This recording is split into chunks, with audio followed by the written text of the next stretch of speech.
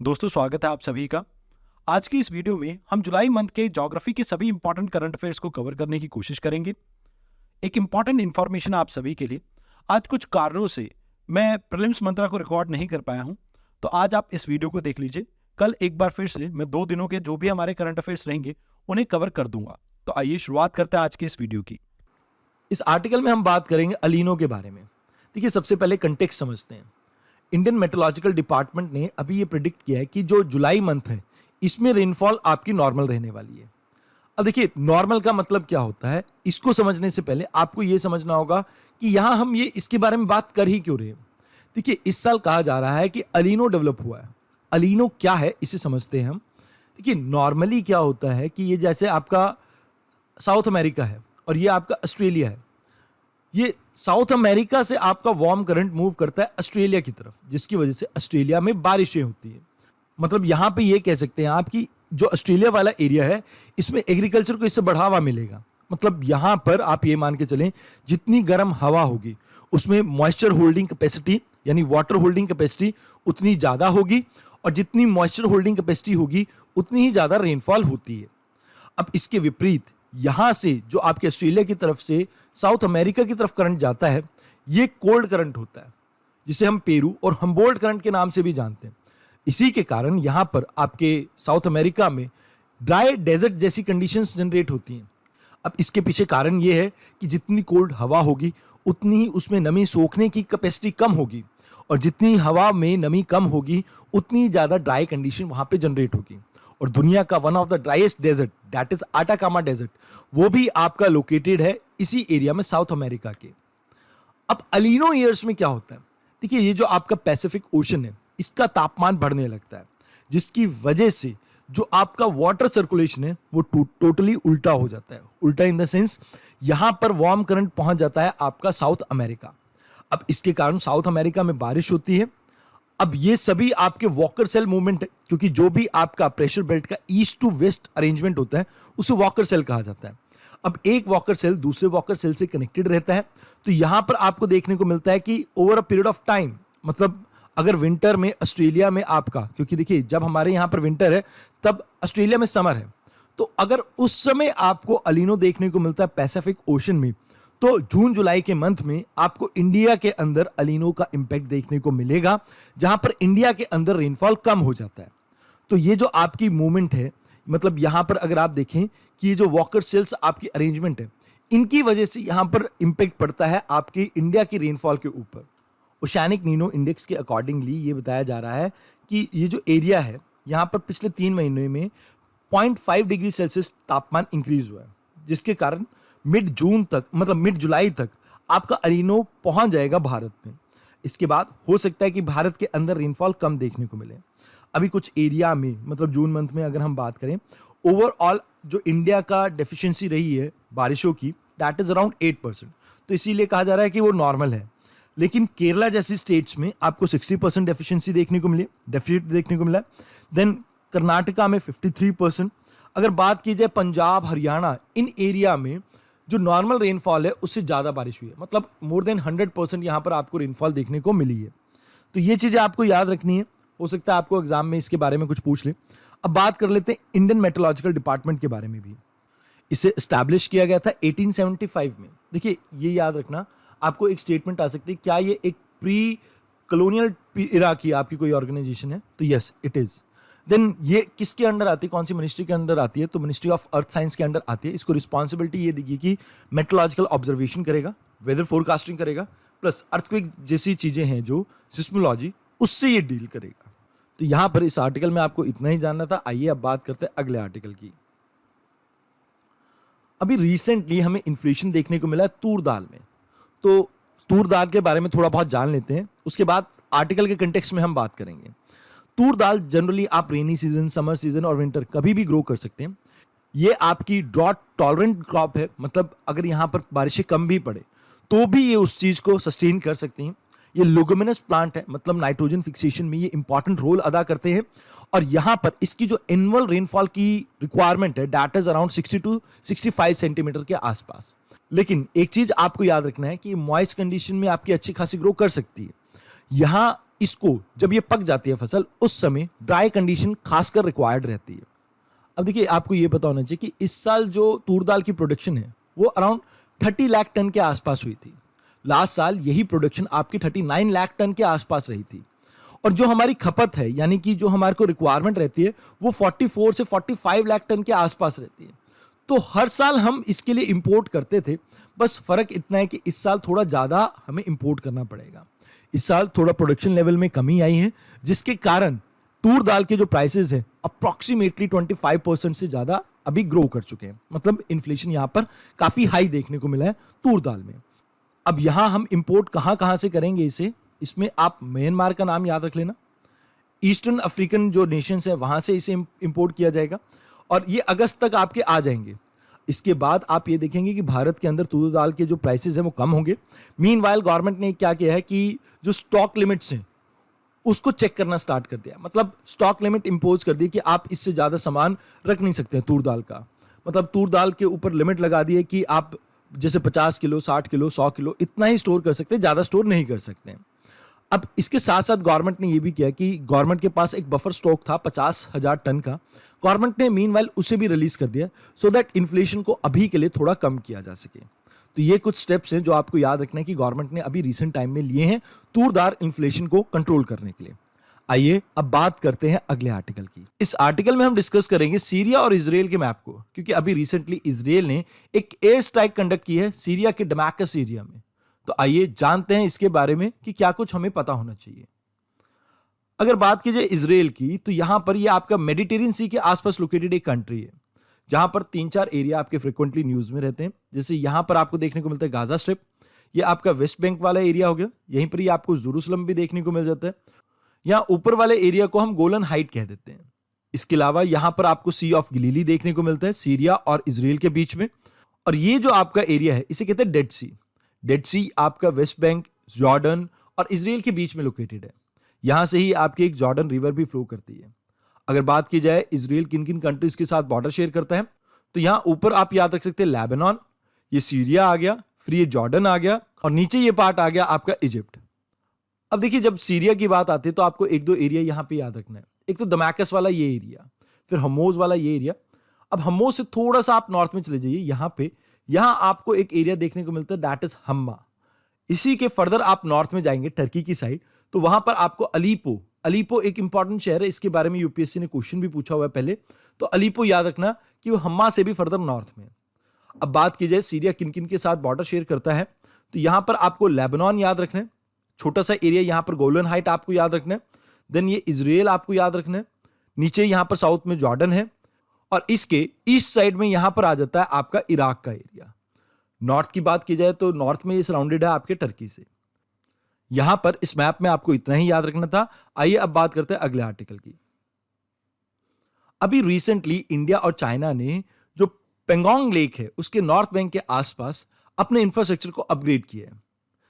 अब यहां आपको पता होगा कंटेक्स्ट क्या है। देखिए, कंटेक्स्ट ये था कि 3 साल पहले एक वायलेंट क्लैश होती है हमारे और चाइना के बीच में गलवान वैली में, और इसके बाद से पेंगोंग सो जो आपकी लेक है इस एरिया में, यहां पर इंडिया और चाइना के बीच में एक स्टैंड ऑफ देखने को मिल रहा है। अब देखिए, यहां पर नॉर्थ और साउथ जो एरिया है इनके आपस में कनेक्टिविटी को इंश्योर करने के लिए ये दोनों कंट्रीज इंडिया और चाइना यहां पर बिल्ड कर रही हैं इंफ्रास्ट्रक्चर को। अब थोड़ा इसकी लोकेशन देख लेते हैं। ये देखिए, ये आपके लद्दाख एरिया में यहां पे लोकेटेड आपकी पेंगोंग सो लेक। अब यहां आपको एक चीज याद रखनी है कि ऐसा पहली बार नहीं हुआ है कि यहां कंस्ट्रक्शन देखने को मिल रही है। अभी तो फिंगर 4 के पास हमें कंस्ट्रक्शन देखने को मिल रही है। इससे पहले भी जनवरी के मंथ में फिंगर 8 के आसपास कंस्ट्रक्शन देखने को मिली थी आपको चाइना की तरफ से। अगर बात की जाए इस पेंगोंग सो लेक की, तो अगर इसे ट्रांसलेट किया जाए, पेंगोंग का मतलब होता है कॉन्क्लेव। इसे कॉन्क्लेव लेक भी कहा जा सकता है। ये जो पेंगोंग वर्ड है ये लद्दाखी लैंग्वेज से आया है और ये एक तेथिस सी का आप ये कह सकते हैं रेमिनेंट है। मतलब ये आपकी सॉल्ट वाटर लेक है। तेथिस सी जो कि भारत और यूरेशियन प्लेट की टक्कर होने के बाद खत्म हो गई थी, उसी सी से ये बनी है आपकी पेंगोंग सो लेक। तो यहां पर इस पार्ट में आपको इतना ही याद रखना था। आइए अब बात करते हैं अगले आर्टिकल की। अभी रशिया ने एक बार फिर से यूक्रेन के ऊपर ड्रोन से अटैक करना स्टार्ट कर दिया है। तो यहां पर हम एक बार जो यूक्रेन का एरिया है इसके बारे में थोड़ा देख लेते हैं। यूपीएससी हो सकता है कि अगली बार फिर से इसके बारे में आपसे क्वेश्चन पूछ ले। देखिए यहां पर आपको याद रखना है कि ये 2014 में एनेक्स किया गया एरिया क्रीमिया है। ये आपका खार्सन एरिया जहां पर अभी एयर स्ट्राइक कंडक्ट की गई है। मरियमपोल आपका यहां पर है। डॉनबस जो प्लेन है ये आपका यहां पर पड़ जाता है। इसके अलावा आपको एरिया याद रखना है खार्किव एंड डोनेपर। अब यहां आपको दो वाटर बॉडीज देखने को मिल रही है। ये नीचे वाली है आपकी ब्लैक सी और ये है आपकी सी ऑफ अजोव। ये दोनों आपस में एक दूसरे के साथ कनेक्टेड है बाय स्ट्रेट ऑफ करच। अब यहाँ एक बार जान लेते हैं कि ये आपका यूक्रेन किन किन के साथ बॉर्डर शेयर करता है। तो नॉर्थ में आपका रशिया आ जाता है, बेलारूस आ जाता है। फिर ये जो एरिया है ये आपका पोलैंड का एरिया है। ये छोटा सा पार्ट ये बॉर्डर देखने को मिल रहा है, ये स्लोवाकिया का बॉर्डर है आपका। एंड इसी के थोड़ा साउथ में ये जो पार्ट देखने को मिल रहा है ये हंगरी का बॉर्डर है। देन साउथ में ये आपका रोमेनिया आ गया। इससे फर्दर आप ईस्ट की तरफ जाएंगे तो ये आपका मोल्डोवा वाला एरिया आ गया। तो ये इंपॉर्टेंट कंट्रीज हैं जो आपको याद रखनी है और इंपॉर्टेंट एरियाज तो मैंने आपको बताई दिए हैं। आइए अब बात करते हैं अगले आर्टिकल की। अभी रिसेंटली ईरान ने अपने एम्बेसडर्स को स्वीडन भेजने से इनकार कर दिया है क्योंकि वहां पर होली बुक कुरान को जलाया गया था। तो यहाँ इसके प्रोटेस्ट में ये चीज की गई है। तो एक बार हम स्वीडन की लोकेशन देख लेते हैं और फिर हम ईरान की लोकेशन भी देख लेंगे। हो सकता है दोनों में से किसी भी एरियाज के ऊपर आपको क्वेश्चन आ जाए। तो स्वीडन आपका स्कैंडिनेवियन कंट्री है जो कि नॉर्वे और फिनलैंड के साथ अपना लैंड बॉर्डर शेयर करता है। अगर बात की जाए कौन सी वाटर बॉडी इसके करीब पड़ती है तो आपको बाल्टिक सी याद रखना है। यहां आपको बाल्टिक सी के आसपास लोकेटेड कंट्रीज के बारे में भी पता होना चाहिए। तो थोड़ा सा हम देख लेते हैं। अगर बात की जाए नॉर्थ की तो यहां से नॉर्वे से स्टार्ट हो सकते हैं हम। वैसे नॉर्वे आप टेक्निकली कहें तो बाल्टिक सी का पार्ट नहीं होगा क्योंकि थोड़ा नॉर्थ सी की तरफ आ जाता है वो। तो यहां पर आप नॉर्वे को एक बार ही छोड़ भी सकते हैं। यहां से स्टार्ट करते हैं स्वीडन। स्वीडन से यहां पर आ गया आपका फिनलैंड। फिनलैंड के बाद ये आपका एरिया आ गया रशिया का। यहाँ इस्तोनिया, लिथुविया, लिथुआनिया, फिर ये नीचे छोटा सा हिस्सा एक बार फिर से रशिया का है। ये आपका पोलैंड आ गया, जर्मनी आ गया और ये डेनमार्क। ये वो कंट्रीज हैं जो बॉर्डर शेयर करती है बाल्टिक सी के साथ। तो यहां पर इस मैप में आपको इतना ही याद रखना था। अब बात करते हैं ईरान के मैप की। देखिए ईरान में आपको कुछ एक एरिया के बारे में पता होना चाहिए और आपको इसके एक सराउंडिंग कंट्रीज के बारे में पता होना चाहिए। ईरान दो वाटर बॉडी के बीच में लोकेटेड है आपका। एक तरफ आपका कैस्पियन सी आ जाता है, दूसरी तरफ आ जाता है आपका पर्शियन गल्फ। ये पर्शियन गल्फ कनेक्टेड है गल्फ ऑफ ओमान से बाय स्ट्रेट ऑफ हार्मोज। अब यहां आपको दो तीन चीजें याद रखनी है। दास्ताई काविर यहां का एक बहुत इंपॉर्टेंट डेजर्ट है। दास्ताई लुत, ये दोनों यहां पर आपके लोकेटेड है। ये दोनों ही डेजर्ट एरिया हैं जो आपको यहां पर देखने को मिल जाते हैं। अगर बात की जाए किन किन कंट्रीज के साथ ईरान अपना बॉर्डर शेयर करता है तो यहां पर आपको याद रखना है ये पाकिस्तान का बॉर्डर है। देन इससे फर्दर नॉर्थ में चले जाओगे तो ये अफगानिस्तान का बॉर्डर है। अफगानिस्तान से फर्दर नॉर्थ में जाएंगे तो ये आपका तुर्कमेनिस्तान का बॉर्डर आ जाता है। यहाँ फर्दर नॉर्थ में ये छोटे सा एरिया देखने को मिल रहा है। यहां पर आपके अजरबैजान है और इससे थोड़ा सा आप वेस्ट की तरफ चले जाएंगे तो यहां पर आ जाता है आपका टर्की। टर्की के अलावा यहां पर ये पूरा वेस्ट साइड में जो आपको बॉर्डर देखने को मिल रहा है ये इराक का बॉर्डर है। यहां दो इंपॉर्टेंट माउंटेन्स भी आपको याद रखनी है। नॉर्थ में आपको अल्ब्रूज माउंटेन देखने को मिल जाती है और साउथ में यहां पर नीचे की तरफ ये इस एरिया में यहां पर आपको जैग्रोज माउंटेन देखने को मिलती है। तो यहां इस मैप में आपको इतना ही याद रखना था। आइए अब बात करते हैं अगले आर्टिकल की। अभी रिसेंटली टर्की ने ग्रीस को अक्यूज किया है कि भाई इन्होंने 95 माइग्रेंट से भरे हुए जहाज को वापस भेज दिया है। तो यहां पर हमारे लिए टर्की का मैप जानना जरूरी है और साथ के साथ ग्रीस का भी। सबसे पहले ग्रीस का मैप देखते हैं और जानते हैं इसके नेबरिंग कंट्रीज कौन कौन से हैं। यहां आपको नॉर्थ में देखने को मिलती है Albania, Macedonia, Bulgaria and east की साइड पे आपको देखने को मिलता है टर्की। अगर बात की जाए वाटर बॉडीज की तो स्टार्टिंग फ्रॉम द वेस्ट आइनियन सी, फिर ये आपका मेडिटेरियन सी, मतलब ये वैसे तो आइनियन सी भी इसी का ही पार्ट है। देन आप यहां से फर्दर ईस्ट की तरफ जाएंगे तो ये आपका सी ऑफ क्रेट आ जाता है एंड फिर इससे फर्दर नॉर्थ की तरफ जाएंगे तो ये आ गया आपका एंजियन सी। इसके बाद ये आपकी टर्की की टेरिटरी स्टार्ट हो जाती है। अब टर्की में यहां पर आपको देखने को मिलता है डरडनाले स्टेट्स जो कि आपके एंजियन सी को कनेक्ट करता है सी ऑफ मरमरा से एंड फर्दर यहां से आपको बॉस्फोरस स्ट्रेट के थ्रू आप ब्लैक सी के अंदर कनेक्ट होते हैं। अब ये ब्लैक सी आगे जाकर स्ट्रेट ऑफ करच के थ्रू अजोव सी से कनेक्ट होता है। अगर बात की जाए टर्की आपका सैंडविच्ड है between the Black Sea and Mediterranean Sea. इसके ऊपर यूपीएससी ने एक बार पहले क्वेश्चन पूछा हुआ है। अगर टर्की के आसपास मिलने वाले देशों की बात की जाए तो यहां पर आपको ग्रीस देखने को मिलता है। ग्रीस के अलावा ये ब्लैक सी वाला पार्ट आ गया नॉर्थ में। देन यहां पर आपको जॉर्जिया, अर्मेनिया और अजरबैजान देखने को मिलता है। फिर यहां ये छोटा सा बॉर्डर आपका इराक का टच होता है, एंड देन ये पूरा का पूरा सीरिया है। तो यहां आपको इतना ही याद रखना था। आइए अब बात करते हैं अगले आर्टिकल की। अभी रिसेंटली एक आपके प्रोमिनेंट एक्टिविस्ट के अगेंस्ट हांगकांग पुलिस ने वारंट जारी कर दिए। अब सबसे पहले तो आप हांगकांग को समझिए कि है क्या यहां पे और क्यों हमेशा यहां पर बवाल मचा रहता है। देखिए, चाइना के अंदर कुछ ऐसे एरियाज हैं जहां पर वन कंट्री टू सिस्टम को फॉलो किया जाता है। इसमें हांगकांग एंड मकाओ ये दोनों ही एरिया आते हैं। इन्हें स्पेशल एडमिनिस्ट्रेटिव रीजन के तौर पे देखा जाता है। अगर बात की जाए हांगकांग की, तो ये एरिया कंट्रोल कर रहा है चाइना आपका 1997 से। यहां पर इस एरिया की अपनी खुद की एक करेंसी है, इकोनॉमिक सिस्टम अलग है।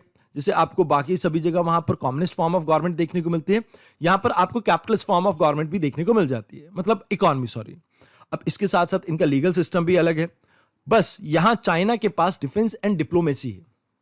अब इसकी एक बार लोकेशन देख लेते हैं। ये आपको चाइना देखने को मिल रहा है, चाइना के बिल्कुल फुट पे ये एरिया आपको हांगकांग का है। ये आपको याद रखना है। हो सकता है कभी आपको मैप के बारे में पूछ लिया जाए इस एरिया के।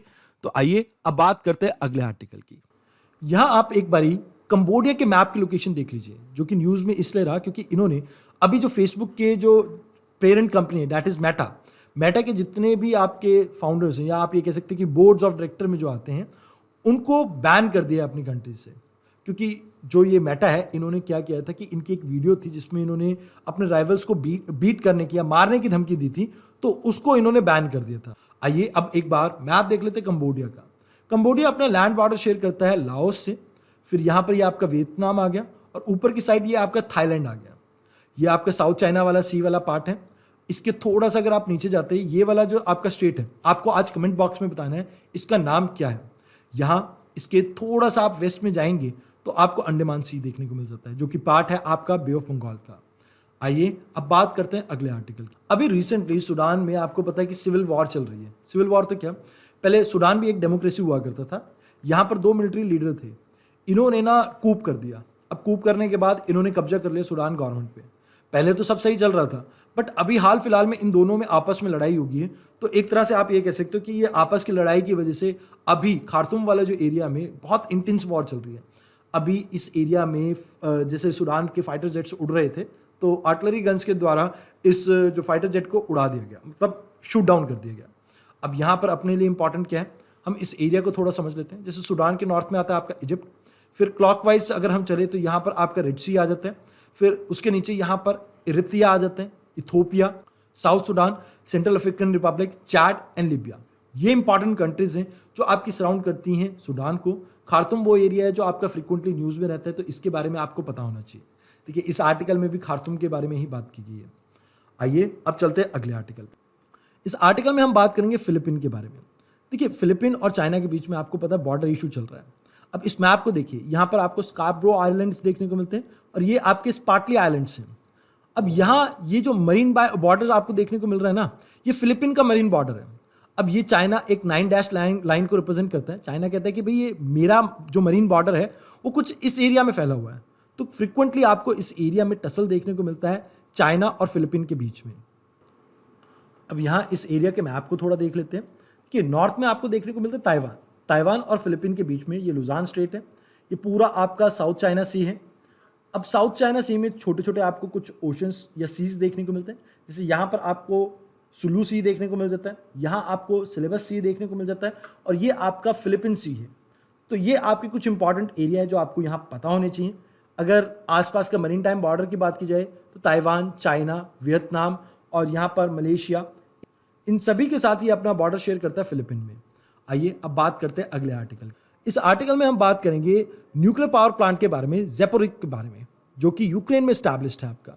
देखिए, यूक्रेन के डोनेबस एरिया में ये आपका यहाँ पर आपको देखने को मिलता है ज़ेपोरिज न्यूक्लियर पावर प्लांट, जो फ्रिक्वेंटली न्यूज़ में रहा है रशियन अटैक के कारण। देखिए, रशिया के अटैक के कारण इस जो एरिया की सेफ्टी है वो जेप्रोडाइज हो चुकी है कहीं ना कहीं। अब यहाँ आपको एक बार न्यूक्लियर पावर प्लांट की वर्किंग बता देता हूँ, उसके बाद हम थोड़ा डिटेल में इस आर्टिकल को डिस्कस कर लेंगे।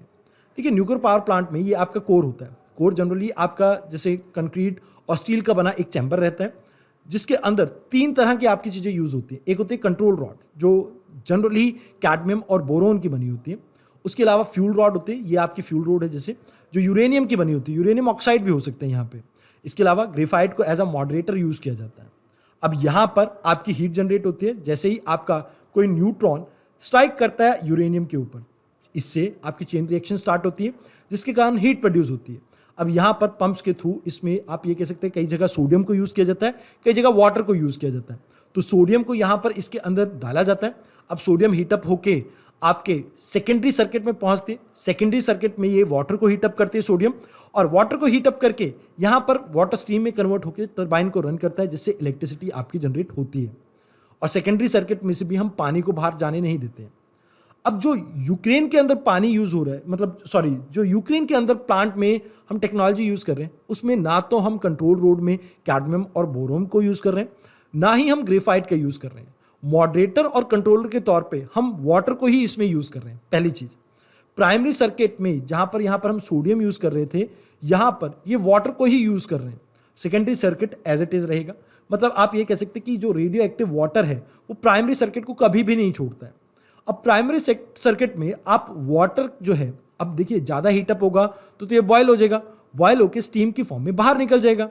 अब अगर ऐसा होता है तो यहाँ पर इसके साथ आयोडीन जो है आपका वो मिक्स हो जाएगा। आयोडीन का एक आइसोटोप है 131। अब ये अगर मिक्स हो गया तो ये थायराइड ग्लैंड के ऊपर अटैक करता है और इससे कहीं ना कहीं लोगों की जो थायराइड ग्लैंड है वो कंटामिनेटेड होके यहाँ पर उन्हें कैंसर तक हो सकता है। अब ये तो फर्स्ट सिनेरियो है जहाँ पर मैं बात कर रहा हूँ कि क्या प्रॉब्लम आ सकती है। अब इसको मेंटेन करने के लिए एक सोल्यूशन है। आप क्या करते हैं कि इसमें हाई प्रेशर मेंटेन करते हैं अराउंड 150 एटमॉस्फेरिक प्रेशर तक। अब इसकी वजह से क्या होता है कि ये बॉयल नहीं होती तो मतलब यहाँ पर वेपर भी नहीं बनेंगे। अब यहाँ प्रॉब्लम क्या आ रही है कि ये कुछ पर्टिकुलर कंडीशन में आपका वर्क करता है। जैसे मैंने आपको कहा कि अगर प्रेशर कम हुआ स्टीम बनेगी, स्टीम से आयोडीन बाहर निकल जाएगी। उसके अलावा एक प्रॉब्लम और भी है, अगर ये गरम में फट गया तो उसमें सीजियम निकलेगा बाहर। सीजियम 137 आपका एक आइसोटोप है जो कि चेरनोबिल में भी आपको देखने को मिला था, और ये ऐसा रेडियो एक्टिव एलिमेंट है जो कि एयर, वाटर और आपके सरफेस सभी चीज़ों को मतलब इम्पेक्ट करेगा, मतलब सभी चीज़ों को बर्बाद कर देगा। अब इसके लिए हमारे पास ऑप्शन रहता है कोल्ड शटडाउन का। कोल्ड शटडाउन का मतलब है कि हम धीरे धीरे करके एटमॉस्फेरिक प्रेशर तक इस पूरे चैम्बर को लेके आएंगे और इसे बंद कर देंगे। मतलब आप रिएक्टर को बंद करेंगे और उसके बाद सब कुछ ठीक हो जाएगा। अब यहाँ कुछ चीज़ें आप याद रखना, जो आयोडीन यहाँ पर 131 को यूज़ किया गया है, आयोडीन की जो हाफ लाइफ है, मतलब आधे जो डिके हो जाता है इसका, वो लगभग 8 दिन में हो जाता है। मतलब पूरा डिके हो जाएगा आपका लगभग 2 वीक या 16 दिन के अंदर। तो यहाँ अगर आप 2 वीक के बाद इस चैम्बर को खोलेंगे तो उसके बाद आप ये देखेंगे कि आपको किसी भी तरह के आयोडीन की रिएक्टिविटी की कोई प्रॉब्लम देखने को नहीं मिलेगी। तो इस वजह से कोल्ड शटडाउन को प्रेफर किया जाता है। अभी रिसेंट टाइम में यहाँ पर खतरा इसी वजह से बना हुआ है कि जो आपका ये एरिया है ये अभी रशिया के कंट्रोल में है, और जो यहाँ पे वर्कर्स हैं उनके साथ काफ़ी हार्श ट्रीटमेंट की जा रही है, ऐसे कई रिपोर्ट्स आई हैं। तो यहाँ आपको याद रखना है, लुथेनिया बेस्ड आपका एक एनजीओ है जिसका नाम है बेलेनोवा फाउंडेशन। इसने ये एनालिसिस आपके पेश किए जिसमें ये खतरा बताया जा रहा है कि आने वाले समय में यहाँ पर आपके यूरेनियम की रिएक्शन काफ़ी ज़्यादा इंक्रीज हो सकती है, यानी रेडियो एक्टिविटी इस एरिया की इंक्रीज हो सकती है। अब कोल्ड शटडाउन के बारे में मैंने आपको बताया, इसके बारे में वर्कआउट भी किया गया। जैसे सितंबर की बात की जाए तो सितंबर में हमने देखा कि 10 सितंबर के आसपास 6 रिएक्टर्स जो थे उन्हें शटडाउन कर दिया गया।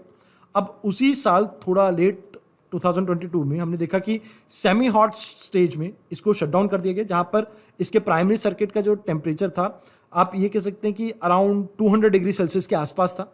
अब इसमें न्यूक्लियर फ्यूल जो है आपका धीरे धीरे डिके करता रहेगा। अब 2023 में सभी रिएक्टर्स को बंद कर दिया गया and now it is under cold shutdown. तो यहाँ आपको याद रखना है कि काफ़ी हद तक रशिया को भी पता है कि एक बड़ी प्रॉब्लम हो सकती है उनके लिए भी, तो सभी यहाँ पर कॉशियस हैं। तो आइए अब बात कर लेते हैं अगले आर्टिकल। इस आर्टिकल में प्रीलिम्स पर्सपेक्टिव से इंपॉर्टेंट है यमन की लोकेशन। अब यहाँ पर आपको याद रखना है कि ये आपका मेडिटेरियन सी है। मेडिटेरियन सी को रेड सी से कनेक्ट करता है आपका स्विस कैनाल। अब ये स्विस कैनाल आगे जाके गल्फ ऑफ एडन से मिलता है। यहाँ पर आपकी एक स्टेट बनती है दैट इज बाब अल मंडब स्टेट। अब देखो यहाँ आपको कुछ चीज़ें याद रखनी है कि जो आपका रेड सी है और गल्फ ऑफ एडन है और ये आपका जो स्टेट ऑफ बाब अल मंडब है, ये तीनों ही आपके यमन के साथ बॉर्डर शेयर करते हैं। तो यानी ये आपको याद रखना है कि यमन इन तीनों जगह पर खुलता है। अब लैंड बॉर्डर किनके साथ शेयर करता है आपका यमन? तो नॉर्थ में याद रखना आपका सऊदी अरेबिया है, फिर यहाँ ईस्ट में आपका ओमान आ जाता है।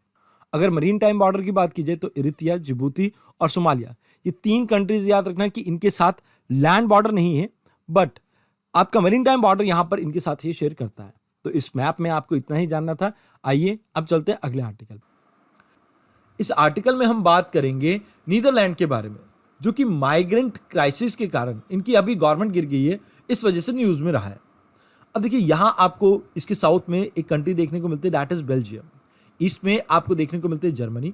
वेयर एज वेस्ट और नॉर्थ की बात की जाए तो यहां पर आपको नॉर्थ सी देखने को मिल जाता है, और इसके वेस्ट साइड में ही यहां पर आपको डोवर बैंक भी देखने को मिलता है, और ये एरिया है आपका इंग्लिश चैनल का। वैसे स्पेसिफिकली अगर बात की जाए डोवर चैनल की जो लोकेशन है ये कुछ इस इलाके में है। अब यहाँ किन किन कंट्रीज के साथ ये लैंड बॉर्डर शेयर करता है और किन किन के साथ ये मरीन टाइम बॉर्डर शेयर करता है, ये आपको आज के कमेंट बॉक्स में मुझे बताना है। वैसे एक बार मैं आपको फिर से बता देता हूँ, लंदन यानी कि यूके इसके साथ मरीन टाइम बॉर्डर शेयर करता है। आइए अब बात करते हैं अगले आर्टिकल की। इस आर्टिकल में हम लोकेशन की बात करेंगे टर्की और रशिया की। इन दोनों के बीच में कुछ ग्रेन को लेकर डील साइन होने वाली है, बट फिलहाल के लिए हमें यहाँ का मैप जानना ज़्यादा ज़रूरी है। देखिए ये लाइन जो आपकी है ये आर्टिक सर्कल की लाइन है जो पास करती है आपकी रशिया से।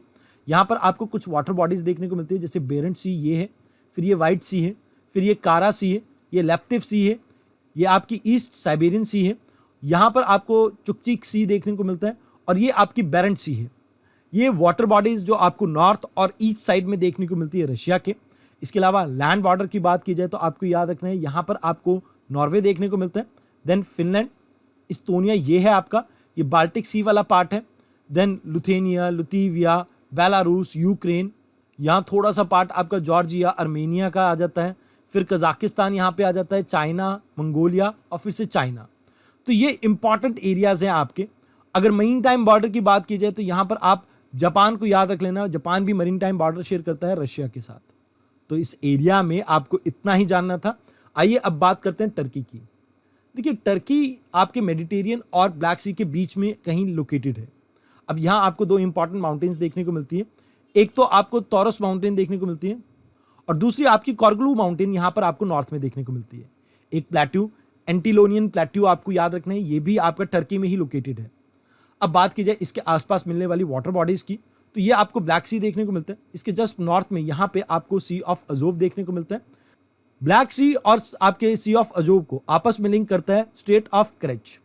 इसके अलावा अगर आप ब्लैक सी से सी ऑफ मरमरा की तरफ जा रहे हैं तो यहाँ पर बॉस्फोरस स्ट्रेट को आपको याद रखना है, और अगर आप मरमरा से मेडिटेरियन की तरफ जा रहे हैं तो यहाँ पर आपको याद रखना है स्ट्रेट ऑफ डर्डनाले। यहाँ पर आपको मेडिटेरियन सी देखने को मिल जाती है, और इसके वेस्ट में यहाँ पर आपको एजियन सी देखने को मिल जाती है। तो ये कुछ इंपॉर्टेंट एरियाज हैं जो आपको पता होना चाहिए टर्की के आसपास। यहाँ इसके आसपास मिलने वाली कंट्रीज़ के बारे में भी आप जान लीजिए।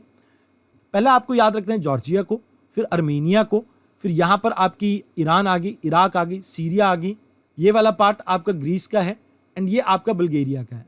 आप इसे याद रख सकते हैं बिग गैस। बिग गैस वो कंट्रीज़ है जिसके आसपास आपको टर्की का बॉर्डर देखने को मिलता है। बी मतलब Bulgaria, I for Iran, Iraq, G for यहाँ पर जॉर्जिया लगा सकते हो आप, जी फॉर ग्रीस हो सकते हैं, A for Armenia and S for Syria. ये वो कंट्रीज़ है जिसका बॉर्डर आप देखते हैं टर्की के साथ। आइए अब बात करते हैं अगले आर्टिकल की। इस आर्टिकल में हम मैप देखेंगे सीरिया का। क्यों बात कर रहे हैं हम इसके बारे में? क्योंकि अभी इराकी प्रधानमंत्री विजिट पे हैं सीरिया की। अब यहाँ आपका दमैकस न्यूज़ में रहा है। दमैकस थोड़ा आपको पूछा जा सकता है पेपर में, मैच द फॉलोइंग टाइप की कौन से एरिया में पड़ता है, बट इससे पहले हम इसके आसपास के लोकेशन का मैप देख लेते हैं। देखिए सबसे पहली कंट्री जो आपको यहाँ पे याद रखनी है डैट इज टर्की, ये नॉर्थ में पड़ती है। फिर यहाँ पर आप याद रखने ना इराक आता है आपका, जॉर्डन आता है, देन यहाँ पर इजराइल इसके साथ बॉर्डर शेयर करता है, लेबनान। ये आपका पूरा एरिया जो है ये मेडिटेरियन सी के साथ इसका कनेक्ट होता है। इसके अलावा कुछ इंपॉर्टेंट सिटीज़, अलीपो याद रखना, हम्मा याद रखना, हमोस याद रखना। तो यहाँ पर आपको इसके मैप के बारे में इतना ही जानना था। देखिए अभी जो पुतिन है इन्होंने धमकी दी है यूक्रेन को कि भाई अगर आप क्लस्टर म्यूटेशन बॉम्ब्स को इस्तेमाल करेंगे तो हमारे पास भी बहुत सारे हैं। देखिए क्लस्टर बॉम्ब्स क्या होते हैं, जैसे आप एक ही क्लस्टर के अंदर बहुत से बम को असेंबल करके ड्रॉप करते हैं। ये अलग अलग समय पे आपके फटते हैं जिसकी वजह से डैमेज बहुत ज़्यादा होता है और एक बड़े एरिया को ये टारगेट कर सकते हैं। अब अगर यूएसए यहाँ पर इन्हें सप्लाई कर रहा है इन चीज़ों की, ये बॉम्ब्स की जो ऑलरेडी बैन है, तो यहाँ पर पुतिन ने कहा है कि भाई हमारे पास भी इन चीज़ों की कमी नहीं है। इसके अलावा यहाँ पर यूक्रेन के आसपास का ब्लैक सी वाला एरिया आपका न्यूज़ में रहा था, क्योंकि अभी जो डील हुई थी यूक्रेन और रशिया के बीच में ग्रेन्स को लेके, वहाँ उसको कंप्लीट कर दिया गया है। तो यहाँ आप ये समझिए कि ब्लैक सी ये आपका एरिया है। इसके आसपास जो आपको कंट्रीज मिलती है दैट इज BGT RUR। यहाँ पर आप याद रखिए Bulgaria, Georgia, Turkey, Romania, Ukraine and Russia, ये आपकी इंपॉर्टेंट कंट्रीज है जो ब्लैक सी के आसपास लोकेटेड है। ये क्रीमिया वाला एरिया है जो 2014 में एनेक्स कर लिया गया था, 14-15 में रशिया के द्वारा। और यहाँ पर आपको देखने को मिलता है सी ऑफ अजोव। ये सी ऑफ अजोव आपके ब्लैक सी से कनेक्टेड है स्ट्रेट ऑफ करच के थ्रू, तो ये भी आपको ध्यान में रखना है। आइए अब बात करते हैं अगले आर्टिकल की। इस आर्टिकल में हम बात करेंगे ईस्ट सी के बारे में। अभी रशिया और चाइना ने मिलकर यहाँ पर ट्रेनिंग स्टार्ट की है, अपने जो मिलिट्री ड्रिल्स वगैरह नेवी की वो स्टार्ट कर दी है।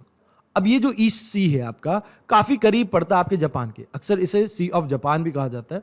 तो यहाँ पर अगर आपका चाइना और रशिया अपनी ट्रेनिंग स्टार्ट करता है मिलिट्री, तो इसकी वजह से बहुत सी दिक्कत हो सकती है जापान को एंड इवन यूएसए को, क्योंकि यूएसए के अलाय हैं यहाँ पे दो, दैट इज साउथ कोरिया और आपके जापान। तो इस वजह से ये आर्टिकल थोड़ा इंपॉर्टेंट हो जाता है। यहाँ पर आपको याद रखना है कि सी ऑफ जापान के आसपास कौन सी कंट्रीज लोकेटेड है। तो रशिया आप याद रखना, नॉर्थ कोरिया, साउथ कोरिया और जापान। एक इंपॉर्टेंट इंफॉर्मेशन यहाँ पे ये है कि चाइना का कोई भी लैंड बॉर्डर पार्ट यहाँ पर ओपन नहीं होता है ईस्ट सी में या सी ऑफ जापान में। इस आर्टिकल में आपको इतना ही जानना था। आइए अब बात करते हैं अगले आर्टिकल की। इस आर्टिकल में हम बात करेंगे कि यूएन की जो डील हुई थी, मतलब यूएन और टर्की ने मिलकर ना यहाँ पर एक डील की थी रशिया के साथ कि भाई दुनिया में फूड की शॉर्टेज ना हो, इसके लिए आप यूक्रेन से जो सामान जा रहा है जैसे फूड ग्रेन्स एंड ऑल, जैसे इसमें आपके वीट हो सकते हैं, मिलेट्स हो सकते हैं, या सनफ्लावर के सीड्स हो सकते हैं, ऑयल हो सकते हैं, इन सब का जो एक्सपोर्ट है आप उसको अलाउ कर दीजिए। और ये अलाउ किया जाएगा ब्लैक सी वाले एरिया से, और इसमें रशिया किसी भी तरह का ब्लॉकेज क्रिएट नहीं करेगा। बट हाल फिलहाल में क्या हुआ कि ये जो क्रीमिया वाला एरिया है ना, यहाँ पर एक ब्रिज था जो रशिया से कनेक्ट करता था इस क्रीमिया वाले पार्ट को। इस ब्रिज के ऊपर ड्रोन के थ्रू अटैक कर दिया गया, जिसके बाद बौखलाहट में अब रशिया ने किसी भी तरह की अपनी ये जो डील है इसको फुलफिल करने से मना कर दिया है। तो आपको यहाँ पर ब्लैक सी के बारे में पता होना चाहिए। एक बार फिर से डिस्कस कर लेते हैं। देखिए इसके लिए कोड वही है BGT RUR। अब BGT में क्या आ गया, बुल्गारिया आ गया, जॉर्जिया आ गया, टर्की आ गया, रोमेनिया, यूक्रेन और रशिया। RUR में ये तीन आ गए। अब यहाँ आपको एक स्ट्रेट देखने को मिलती है, स्ट्रेट ऑफ करच, जो कि आपके सी ऑफ अजोव को ब्लैक सी से कनेक्ट करती है। ब्लैक सी आगे मरमरा के साथ स्ट्रेट ऑफ बॉस्फोरस के थ्रू कनेक्ट होती है, एंड ये मरमरा आगे एजियन सी के साथ डरडनाले स्ट्रेट के साथ कनेक्ट होती है। तो ये चीजें आपको यहाँ पे याद रखनी थी। आइए अब बात करते हैं अगले आर्टिकल की। इस आर्टिकल में हम बात करेंगे दो लोकेशंस के बारे में, एक इराक और दूसरी आपकी स्वीडन। देखिए स्वीडन की जो एम्बेसी है इराक के अंदर, उसके ऊपर अटैक हुआ अभी, तो जिसकी वजह से स्वीडन ने अपने राजदूतों को वापस बुला लिया, एंड इवन डिप्लोमेटिक रिलेशन जो इराक और स्वीडन के बीच में थे वो अपने लोएस्ट पे पहुंच चुके हैं। अब यहां इन कंट्रीज की लोकेशन देख लेते हैं। जैसे बात की जाए इराक की, तो यहां आपको याद रखना कि ये अपना लैंड बॉर्डर शेयर करता है नॉर्थ में टर्की के साथ, ईस्ट में ईरान के साथ, साउथ में कुवैत और सऊदी आ जाता है, देन थोड़ा बहुत बॉर्डर ये जॉर्डन के साथ वेस्ट में शेयर करता है, एंड सीरिया के साथ। इराक में आपको एक इंपॉर्टेंट रिवर देखने को मिलती है जो टर्की से चली आती है, दैट इज यूफ्रेट, और जरगोस माउंटेन भी यहां पर ही आपकी लोकेटेड है। अब बात की जाए स्वीडन की, तो स्वीडन आपका स्कैंडिनेवियन कंट्रीज में से एक है जो कि अपना लैंड बॉर्डर शेयर करता है नॉर्वे और फिनलैंड के साथ। इसके अलावा यहां पर आपको गल्फ ऑफ बोथनिया देखने को मिलता है। इस एरिया में ये आपका बाल्टिक सी है। बाल्टिक सी में आपकी कुछ कंट्रीज जो बॉर्डर शेयर करती है दैट इज स्वीडन, यहां पर फिनलैंड आ जाता है। फिर ये पार्ट आपका रशिया का है, इस्तोनिया, लतीविया, लुथीनिया, फिर ये छोटा सा पार्ट रशिया का है। देन यहां पर पोलैंड, ये जर्मनी एंड डेनमार्क, ये कंट्रीज आपकी बाल्टिक सी को सराउंड करती हैं। तो एक बार कमेंट सेक्शन में इनके बारे में जरूर से लिख देना। अब यहां पर भी आपको एक इंपॉर्टेंट माउंटेन देखने को मिलती है इस एरिया में, दैट इज स्कैंडिनेवियन माउंटेन। तो इस आर्टिकल में आपको इतना ही जानना था। आइए अब बात करते हैं अगले आर्टिकल की। इस आर्टिकल में हम जानेंगे गोदावरी रिवर के बारे में, जिसका अभी लेवल जो है कंटिन्यूसली राइज कर रहा है बिकॉज ऑफ मॉनसून, जिसके कारण तेलंगाना और आंध्र प्रदेश में आने वाले समय में बाढ़ आ सकती है। अब कौन कौन सी स्टेट से ये रिवर आपकी फ्लो करती है, तो कुछ माइनर एरिया है आपका पुडुचेरी का, कर्नाटका का और मध्य प्रदेश का। इसके अलावा महाराष्ट्र, आंध्र प्रदेश, तेलंगाना, छत्तीसगढ़ और उड़ीसा, ये मेजर स्टेट्स है जहां से ये रिवर पास करती है। अब इसकी लेफ्ट बैंक और राइट बैंक ट्रिब्यूटरीज के बारे में आपको पता होना चाहिए। ये ओरिजिनेट करती है आपकी नासिक त्र्यंबकेश्वर से। अब यहां इसकी पहली जो लेफ्ट बैंक ट्रिब्यूटरी आती है दैट इज दुधना एंड पूर्णा। इसके अलावा पेनगंगा, वर्धा और वेनगंगा मिलके यहां प्राणहिता बनाती है, और ये प्राणहिता भी गोदावरी को ज्वाइन करती है। देन इंद्रावती एक इंपॉर्टेंट आपकी ट्रिब्यूटरी रहती है एंड शबरी आपकी लास्ट लेफ्ट बैंक ट्रिब्यूटरी रहती है। इसके अलावा राइट बैंक ट्रिब्यूट में पूर्णा और मंजिरा आप याद रखना। वैसे ये रिवर आपकी ड्रेन करती है बे ऑफ बंगाल में, तो इस रिवर के बारे में आपको इतना ही जानना था। अक्सर इसे दक्षिण गंगा के नाम से भी जाना जाता है। आइए अब बात करते हैं अगले आर्टिकल की। इस आर्टिकल में हम बात करेंगे स्पेन की लोकेशन की। देखिए, क्लाइमेट चेंज के कारण इस साल स्पेन में बहुत सी गर्मी पड़ रही है, जिसकी वजह से यहां पर क्रॉप फेलियर देखने को मिला है। मतलब आप ये कह सकते हैं कि ड्रॉट्स देखने को मिले, और इसी कारण से आपका स्पेन न्यूज में रहा। अब स्पेन की लोकेशन के बारे में बात की जाए तो इसके नॉर्थ में आता है आपका अटलांटिक ओशन, वेयर साउथ में आता है आपका मेडिटेरियन सी। इन दोनों के बीच में यहां पर आपका स्पेन लोकेटेड है। इसके वेस्ट साइड में आपको देखने को मिलता है पुर्तगाल, और ईस्ट में मेजर कंट्री रहता है आपका फ्रांस। इन दोनों के बीच में, यानी फ्रांस और स्पेन के बीच में, आपको एंडोमा करके एक कंट्री भी देखने को मिलती है। वेयर एज यहां आपको एक इंपॉर्टेंट स्टेट याद रखना है जो अटलांटिक को मेडिटेरियन से कनेक्ट करता है, दैट इज स्टेट ऑफ जब्राल्टर। ये इंपॉर्टेंट है, कई बार यूपीएससी आपसे इस तरह के सवाल पूछ लेती है। आइए अब बात करते हैं अगले आर्टिकल की। इस आर्टिकल में हम बात करेंगे पोलैंड की लोकेशन के बारे में। देखिए, पोलैंड की लोकेशन हम क्यों जानना चाहते हैं? अभी हाल फिलहाल में पोलैंड ने अपने सोल्जर्स को ईस्टवर्ड मूव करना स्टार्ट किया है, क्योंकि उन्हें ऐसा लग रहा है कि ये जो वैगनर कम्युनिटी है, जो कि आपके स्वेल्सवार्ड सोल्जर्स हैं, मतलब जो पैसों के लिए आपके काम करते हैं, इनकी वजह से पोलैंड को कुछ थ्रेट हो सकता है। तो इस वजह से पोलैंड ने अभी अपने ईस्टर्न बॉर्डर की तरफ, यानी यहां यूक्रेन की तरफ और यहां बेलारूस की तरफ, अपने सोल्जर्स को मूव करना स्टार्ट कर दिया है। अब इसमें इसे सपोर्ट कर रहा है आपका जर्मनी भी। तो इन दोनों कंट्रीज की लोकेशन को हम जानेंगे इस आर्टिकल में। देखिए, अगर बात की जाए पोलैंड की, तो यहां पर आपको इसके नॉर्थ में देखने को मिलता है बाल्टिक सी। नॉर्थ में ही आपके यहां पे छोटा सा पार्ट है रशिया का, और ये पार्ट है आपका लुथेनिया का। इसके अलावा ये बॉर्डर शेयर करता है ईस्ट में आपके बेलारूस और यूक्रेन के साथ। साउथ में बात की जाए स्लोवाकिया और चेक रिपब्लिक इंपॉर्टेंट कंट्रीज हैं, और वेस्ट में आ जाता है आपका जर्मनी। तो यहां पोलैंड की लोकेशन के बारे में आपको इतना ही जानना था। आइए अब बात कर लेते हैं जर्मनी के बारे में। जर्मनी के नॉर्थ में आता है आपका डेनमार्क, वेयर एज नॉर्थ में ही ये एरिया आपका बाल्टिक सी का आ जाता है। अगर बात की जाए ईस्टर्न बॉर्डर की, तो जर्मनी शेयर करता है पोलैंड के साथ, चेक रिपब्लिक के साथ एंड ऑस्ट्रिया के साथ। इसके साउथ में यहां पर एक छोटी सी कंट्री देखने को मिलती है आपको स्विट्जरलैंड, और वेस्ट में आपको देखने को मिलती है France, Luxembourg, Belgium and Holland. यहां पर ये एरिया आ जाता है आपका नॉर्थ सी का। तो 2 सी से आपका एरिया कवर्ड है, एक बाल्टिक सी से, एक नॉर्थ सी से। यहां इस आर्टिकल में आपको इतना ही जानना था। आइए अब बात करते हैं अगले आर्टिकल की। इस आर्टिकल में हम लोकेशन जानेंगे पेरू की, जहां पर बहुत बड़ा प्रोटेस्ट चल रहा है प्रेसिडेंट के खिलाफ। अब देखिए, पेरू आपका साउथ अमेरिका में लोकेटेड है। इसका जो ओशन साइड फेस है वो पैसिफिक ओशन में खुलता है। ये जो पेरू है, इसके नॉर्थ में आ जाता है इक्वाडोर और कोलंबिया। अगर बात की जाए ईस्ट की, तो वहां पर आपको ब्राजील, बोलीविया और साउथ में चाइल देखने को आपको मिल जाता है। तो इस मैप में आपको इतना ही याद रखना था। आइए अब बात करते हैं अगले आर्टिकल की। इस आर्टिकल में हम लोकेशन देखेंगे सुलवेसी आइलैंड के बारे में। देखिए, सुलवेसी आपका इंडोनेशिया का पार्ट है। अब ये न्यूज़ में क्यों है? क्योंकि यहाँ पर 15 लोगों की डेथ हो गई है एक बोट में सवारी जो कर रहे थे, तो इस वजह से ये थोड़ा न्यूज़ में रहा है। अब इसके आसपास के हम वाटर बॉडीज़ को जान लेते हैं। यहाँ इस एरिया में आपको देखने को मिलता है जावा सी।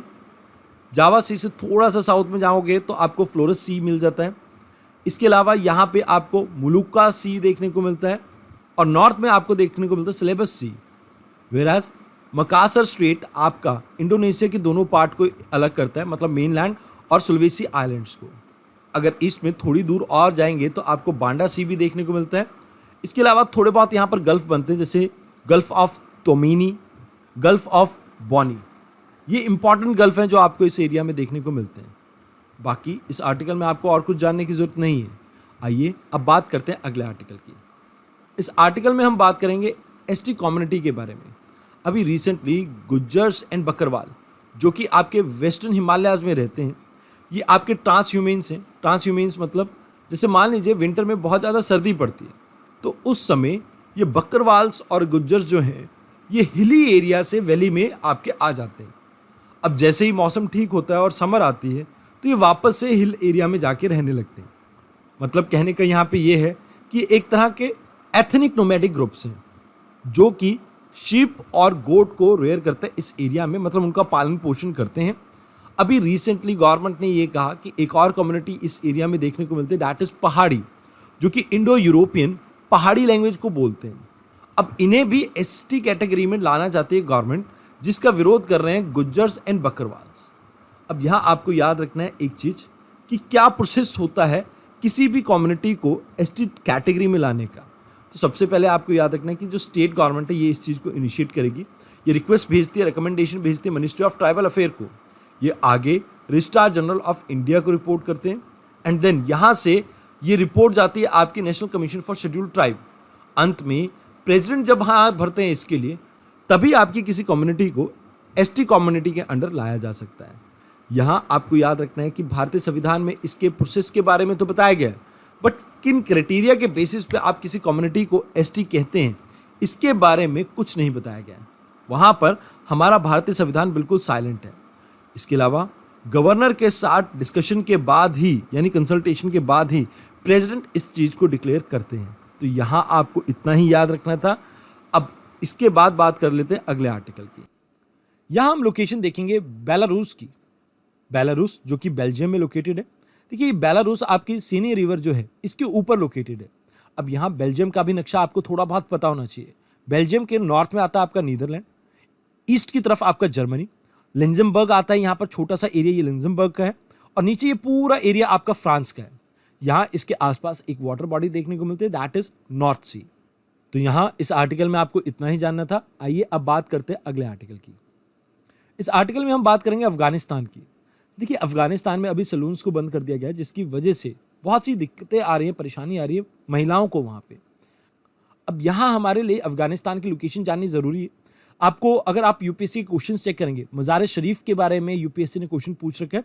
इवन कौन कौन कंट्रीज बॉर्डर शेयर करती है अफगानिस्तान के साथ, इसके बारे में भी आपसे क्वेश्चन पूछा गया। तो एक बार इस एरिया को जानना हमारे लिए इंपॉर्टेंट हो जाता है। देखिए नॉर्थ की अगर बात की जाए तो 3 कंट्रीज को आप याद रखना। तुर्कमेनिस्तान है ये, फिर उसके बाद उज्बेकिस्तान का बॉर्डर आता है, देन यहाँ पर आपको तजाकिस्तान देखने को मिल जाता है। इसके अलावा वेस्ट की बात की जाए तो यहाँ पर आपको ईरान देखने को मिलता है। साउथ में यहाँ पर आपको पाकिस्तान देखने को मिलता है। अगर बात की जाए ईस्ट की, यहाँ आपको 2 कंट्रीज के बारे में याद रखना है, चाइना और इंडिया। तो ये आपको अफगानिस्तान के बारे में जानना था। अब यहाँ आपको एक इंपॉर्टेंट माउंटेन देखने को मिलती है, दैट इज हिंदू कुश। इसको आप याद रखना। इसके अलावा इस आर्टिकल में और कुछ नहीं जानने को था। आइए अब बात करते हैं अगले आर्टिकल की। इस आर्टिकल में हम लोकेशन जानेंगे कंबोडिया की, जो न्यूज में इसलिए था क्योंकि उनके 40 साल से जो प्राइम मिनिस्टर थे उन्होंने स्टेप डाउन कर दिया और अब उनके बड़े बेटे को ये गद्दी मिली है। अभी हाल फिलहाल में यहाँ पर इलेक्शन हुए थे, जिस वजह से ये एरिया न्यूज में तब भी था। अगर बात की जाए कंबोडिया किन किन कंट्रीज के साथ अपना लैंड बॉर्डर शेयर करता है, तो याद रखना थाईलैंड, लाओस और वियतनाम, ये 3 कंट्रीज हैं जिसके साथ ये बॉर्डर शेयर करता है। मेकोंग एक इंपॉर्टेंट रिवर है जो लाओस और थाईलैंड बॉर्डर से ओरिजिनेट करती है और ड्रेन करती है साउथ चाइना सी में। ये आपकी पास करते हैं कंबोडिया से, तो ये आपको पता होना चाहिए। या साउथ में इसके गल्फ ऑफ थाईलैंड है, ये भी आपको याद रखना है। तो इस आर्टिकल में इतना ही था। आइए अब बात करते हैं अगले आर्टिकल की। इस आर्टिकल में हम लोकेशन देखेंगे इथोपिया की। इथोपिया क्यों इंपॉर्टेंट है? देखिए अभी हाल फिलहाल में वर्ल्ड बैंक ने इसे $400 मिलियन का एक लोन दिया है, जिसकी वजह से ये इंपॉर्टेंट हो जाता है area.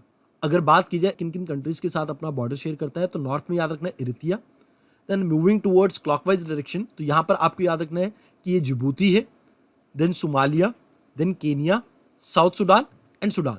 These are the areas which share border with the Ethiopia. यहाँ आपको याद रखना है कि ये एक लैंडलॉक कंट्री है और ये किसी भी वाटर बॉडी के साथ टच नहीं होता है। तो इस आर्टिकल में आपको इतना ही जानना था। आइए अब बात करते हैं अगले आर्टिकल की। इस आर्टिकल में हम बात करेंगे माइनिंग इन अरावली के बारे में। देखिए अभी एक 7 मेंबर्स का बोर्ड बनाया गया है हरियाणा के द्वारा, ताकि वो इलीगल माइनिंग को रोक सके अरावली हिल्स में। इस बोर्ड को नाम दिया गया अरावली रीजनरेशन बोर्ड। अब थोड़ा बहुत यहाँ पर हम जान लेते हैं कि किस तरह से इसको कंट्रोल करेंगे। तो यहाँ पर हमारी कोशिश रहेगी कैमरास, ड्रोन के सर्वेलेंस के थ्रू हम इस इलीगल माइनिंग को रोक सकें। अब ये जो अरावली है, ये शुरुआत होती है इसकी पोरबंदर से और लगभग दिल्ली तक ये आपका फैला हुआ है। मतलब ऑलमोस्ट 692 किलोमीटर का ये डिस्टेंस कवर करता है और इसमें कवर होती है आपकी स्टेट लाइक हरियाणा, राजस्थान, गुजरात, दिल्ली। ये ओल्ड फोल्ड माउंटेन्स है, मतलब पहले आपकी ये फोल्ड माउंटेन्स हुआ करती थी जिसकी हाइट हिमालय से भी ज़्यादा हुआ करती थी, but because of agent of denudation अब इसकी हाइट थोड़ी कम हो गई है। इसकी हाईएस्ट पीक रहती है गुरशिखर, जो माउंट आबू पे लोकेटेड है, और ये आपकी अलग अलग 2 रेंजेस में डिवाइडेड है, जैसे सांबर सरोही और सांबर खेतरी रेंज। और ये एरिया वेरियस मिनरल सोर्सेज के लिए काफ़ी फेमस है। तो यहाँ पर इस आर्टिकल में आपको इतना ही जानना था। आइए अब बात करते हैं अगले आर्टिकल की। इस आर्टिकल में हम जानेंगे फ्लैश फ्लड के बारे में, जो कि न्यूज़ में इसलिए था क्योंकि अभी आंध्र प्रदेश में फ्लैश फ्लड से 48 लोगों को बचाया गया है। देखिए, फ्लैश फ्लड का मेजर कारण ये होता है कि जब आपको एक छोटे से टाइम स्पैन में बहुत ज़्यादा बारिश देखने को मिले, जिसकी वजह से आसपास के इलाकों में पानी रुक जाए और ये फ्लड लाइक सिचुएशन को जनरेट कर देता है, तो इसे कहा जाता है फ्लैश फ्लड। जनरली इसके भारत के अंदर मेजर कॉज है कि भारत के अंदर जो रेनफॉल है वो महज 4 मंथ के अंदर होती है, यानी शॉर्ट ड्यूरेशन में आपको बहुत ज़्यादा बारिश देखने को मिलती है। इस वजह से भारत के अंदर फ्लैश फ्लड जैसी सिचुएशन काफ़ी कॉमन है। इसके अलावा cloud burst, thunderstorm, melting of glaciers, ये भी कुछ ऐसे मेजर कारण है जिसकी वजह से ये प्रॉब्लम और ज़्यादा बढ़ जाती है। देखिए, अगर मान लीजिए किसी हिली एरिया में आपको बादल फटने की घटना देखने को मिलती है, इसका सभी पानी डाउनस्ट्रीम आएगा, तो नीचे वाले इलाकों में आपको फ्लैश फ्लड लाइक सिचुएशन देखने को मिल सकती है, मतलब वैली पार्ट में। इसके साथ साथ ग्लेशियर मेल्टिंग से भी सेम प्रॉब्लम देखने को मिल सकती है, क्योंकि इससे एक साथ आपका बहुत सा पानी रिलीज होगा और ये मेजर कारण बन सकता है फ्लैश फ्लड का उन एरियाज में जो कि आपके हाई हिली एरिया में देखने को मिलते हैं और वैली पार्ट में देखने को मिलते हैं। कई बार आपको कोस्टल एरिया में भी इस तरह की प्रॉब्लम देखने को मिलती है। जैसे आपको पता होगा, भारत की जो कोस्ट लाइन है वो 7515 किलोमीटर की है।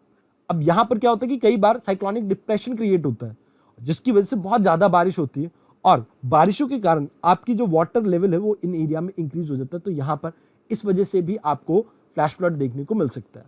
क्लाइमेट चेंज और ग्लोबल वार्मिंग के कारण जो बारिशें हैं वो बहुत ज़्यादा अनप्रेडिक्टेबल हो चुकी हैं और ये भी एक मेजर कारण है जिसकी वजह से आपको फ्लैश फ्लड जैसी सिचुएशन पहले की तुलना में ज़्यादा देखने को मिल जाती है। तो इस आर्टिकल में आपको इतना ही याद रखना था। आइए अब बात करते हैं अगले आर्टिकल। इस आर्टिकल में हम लोकेशन देखेंगे सूडान के बारे में, क्योंकि यहाँ पर आर्मी रिवोल्ट चल रहा है। मतलब यहाँ पर 2 धड़े हैं आर्मी के, आपस में भिड़ पड़े हैं। यहाँ पर पहले डेमोक्रेसी हुआ करता था, डेमोक्रेसी खत्म करके आर्मी का रूल आया। अब आर्मी के जो 2 प्राइम लीडर हैं वो आपस में लड़ रहे हैं, जिसकी वजह से ये एरिया सूडान और खार्तूम वाला काफ़ी न्यूज़ में रहता है। अब यहाँ इसके आसपास की कंट्रीज़ के बारे में हमें पता होना चाहिए। सबसे पहले नॉर्थ में बात कीजिए तो आप इजिप्ट को याद रखना, क्लॉकवाइज चले तो यहाँ पर आपका रेड सी आ गया। फिर आपको याद रखना Eritrea, then Ethiopia, Central African Republic, Chad and Libya. ये मेजर कंट्रीज हैं जो आपको देखने को मिल जाती है सूडान के आसपास। तो इस आर्टिकल में आपको इतना ही जानना था। आइए अब बात करते हैं अगले आर्टिकल की। इस आर्टिकल में हम लोकेशन जानेंगे लेबनान के बारे में। देखिए, हम लेबनान के बारे में क्यों बात करें, यहाँ पर एक रेफ्यूजी कैंप था जिसमें अभी हाल फिलहाल में 6 लोगों की मौत हो गई है। अब हुआ क्या, फिलिस्तीन के जो प्रेसिडेंट है मोहम्मद अब्बास, इनकी फतेह मूवमेंट जो है उसके कुछ सोर्सेज इस कैंप में थे और उनकी जो फाइट है इस्लामिस्ट ग्रुप के साथ हो गई, जिसकी वजह से 6 लोगों की मौत हो गई। अब लेबनान की लोकेशन अगर आप देखें तो इजराइल के नॉर्थ में है ये, इसके साथ बॉर्डर शेयर करता है आपका सीरिया। तो मतलब 2 मेजर कंट्रीज है जिसके साथ लेबनान बॉर्डर शेयर करता है, one is Israel, other one is Syria. साथ के साथ यहां आपको यह भी याद रखना है कि मेडिटेरियन सी में लेबनान का बॉर्डर खुलता है। तो यहां इस एरिया के बारे में आपको इतना ही जानना था। आइए अब बात करते हैं अगले आर्टिकल की। इस आर्टिकल में हम बात करेंगे इराक और कुवैत के बारे में, जो कि न्यूज़ में है एक डिस्प्यूट के कारण। देखिए, इस एरिया में ये आपका पर्शियन गल्फ वाला एरिया है। यहाँ पर आपको एक ऑयल फील्ड देखने को मिलती है जिसका नाम है दुर्रा या अर्श। ये आपके यहाँ पे ये लोकेटेड है। अब इस गैस फील्ड की वजह से ना इन दोनों के बीच में डिस्प्यूट चल रहा है। अब ईरान ये कह रहा है कि भैया आप आपस में कोऑपरेट कर लीजिए, अदरवाइज मैं भी इस फील्ड को क्लेम कर सकता हूं। आप दोनों आपस में कोऑपरेट नहीं करेंगे तो मैं इसके ऊपर क्लेम कर दूंगा। तो यहां पर हमें एक बार लोकेशन जाननी होगी कुवैत की। देखिए, बात कीजिए कुवैत की तो ये 2 कंट्रीज के साथ अपना बॉर्डर शेयर करती है, एक तो इराक और दूसरा सऊदी। अब यहां पर इराक के बारे में भी आपको पता होना चाहिए कि किन किन कंट्रीज के साथ ये बॉर्डर शेयर करती है। बात की जाए ईस्टर्न बॉर्डर की तो यहां पर आ जाता है आपका ईरान। फिर इसके नॉर्थ में यहां पे आपको देखने को मिल जाता है टर्की। देन यहां पर आपको सीरिया देखने को मिलता है नॉर्थ में, नॉर्थ वेस्टर्न पार्ट में। देन थोड़ा बहुत ये बॉर्डर यहां पर इस एरिया में शेयर करता है जॉर्डन के साथ। एंड नीचे ये पूरा जो बॉर्डर है ये आपका आ जाता है सऊदी का, सऊदी अरेबिया। और यहां छोटी सी एक कंट्री है आपकी कुवैत। अब यहां पे आपको ये वाटर बॉडी देखने को मिल रही है जिसमें ये आपकी दुर्रा ऑयल फील्ड है। तो इसके बारे में भी आपको पता होना चाहिए, पर्शियन गल्फ है जो कि गल्फ ऑफ ओमान के साथ कनेक्टेड है स्ट्रेट ऑफ हार्मोज के थ्रू। तो यहां पर इस आर्टिकल में आपको इतना ही जानना था। आज की इस वीडियो में इतना ही था। धन्यवाद।